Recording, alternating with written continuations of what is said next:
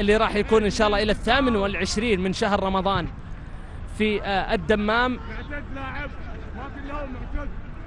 وبعد ذلك الانتقال بعد إجازة عيد الفطر المبارك بحول الله تعالى إلى المنامة في مملكة البحرين للعب المباراة الودية، أو عفوا للعب بطولة كأس الخليج بحول الله تعالى. نقلات ممتازة الأسروية الآن، وصلت إلى خالد الغامدي. يا سلام يا عبدو، يا عيني يا عبدو، ايفرتون في المرمى. يا سلام يا نصر، يا سلام يا نصر، يا لها من تحفة ويا له من هدف مثالي، هدف رائع رائع رائع. يا سلام على النقلات، على المثلثات، على الكرات، الله على الهدف النصراوي الأول، هدف مثالي. ايفرتون في الظهور الأول، ايفرتون في الاختبار الأول، ايفرتون في أول اختبار، في أول ظهور. ايفرتون دا سيلفا يسجل،